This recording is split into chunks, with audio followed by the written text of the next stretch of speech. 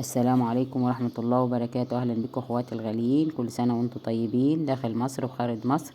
برحب بكل اخواتي وحبايبي اللي متابعيني، برحب بكل القنوات اللي انضمت الي.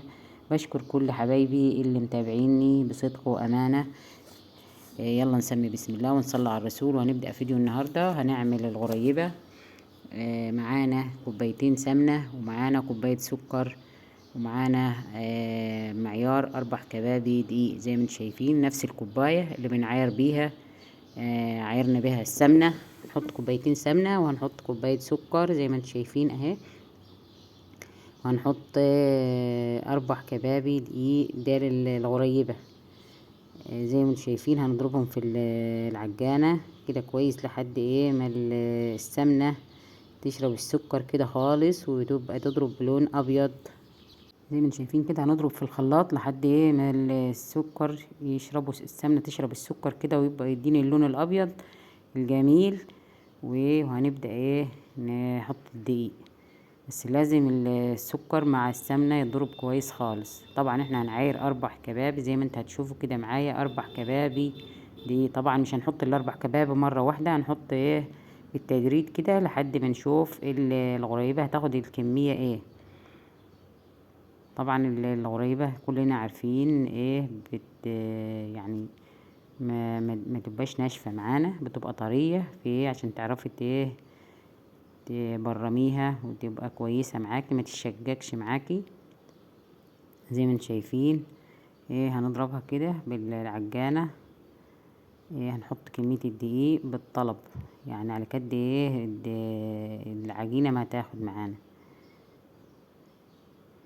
طبعا زي ما انتم شايفين انا بلمها كده معاه حوالين العجانة، بلم فيها. بس يا جماعة ما تنسوناش باللايك، بالله عليكم باللايك والاشتراك في القناة. زي ما انتم شايفين هنحط، هي هتاخد 4 كبابي معانا دقيق. يعني نقول المكونات تاني: كوبايتين سمنة، كوباية سكر بنفس الكوباية، 4 كبابي دقيق هتاخدهم العجينة معايا. زي ما انتم شايفين اهي العجينة خلاص كده اتعجنت خلاص. هنبتدي نبرم فيها زي ما انتم شايفين.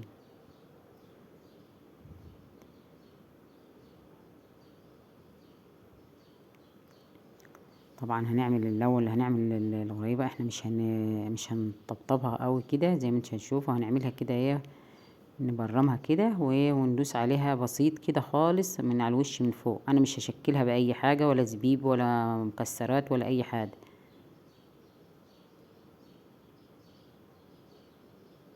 زي ما انتم شايفين حاجة بسيطة كده.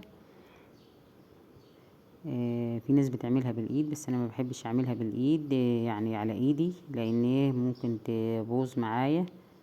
انا بورمهم الاول واحط على الصينية وبعد كده ندوس عليها بسيط كده زي ما انتم شايفين. طبعا هنعمل كل الكمية وبعد كده هنروح نحط على الفرن على طول، لان مش هيقعد، مش هيخمر ده ولا ياخد خمر ولا اي حاجة. فاحنا نشتغل على طول ونحط على الفرن. الغريب طبعا ولا بتحط لها بيكنج باودر ولا فانيليا ولا اي حاجة خالص. هنعملها كده زي ما انتم شايفين وهتشوفوا احلى غريبة معاكم. ناعمة ويعني وما بتاخدش، ناعمة ومش ناشفة، يعني ناعمة وحلوة كده، طرية وناعمة، ويعني قريبة جميلة خالص. مكونات زي ما انتم شايفين، وهكتب لكم المكونات في صندوق الوصف.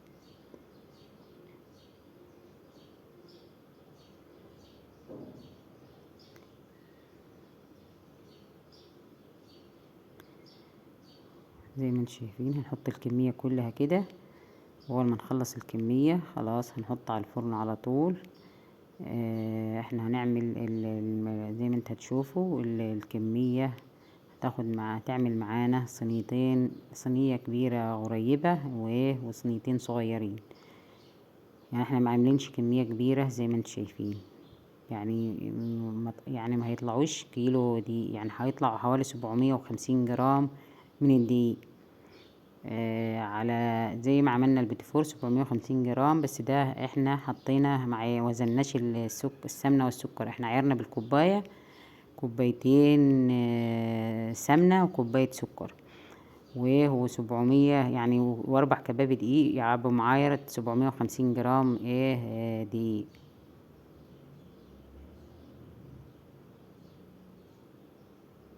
زي ما انتم شايفين هنعمل كمية كلها طبعا زي ما انتم شايفين كده. انا محبتش اسرع الفيديو عشان تبقى قدامكم الكمية زي ما انتم شايفين. طبعا الغريبة كل ما تبقى صغيرة بتبقى احسن واحلى في منظرها. زي ما انتم شايفين هنحطها كلها نعملها بنفس الطريقة، يعني ما هنعملش واحدة كبيرة واحدة صغيرة. زي ما انتم شايفين هيبقى كله بسوي وبعضيه، ما خدوش وقت معانا خالص. يعني عجينها بعملها بريمها بكله، يعني خد حوالي ساعة، ساعة وربع. بس هو خد وقت في الفرن، لان في الفرن هياخد وقت والله، لان ما تعمليه على نار هادية مش نار عالية. طبعا انا حطيتها كده في الفرن بس هديت النار. وكده الكمية كلها، واشوفكم على خير، والسلام عليكم ورحمة الله وبركاته.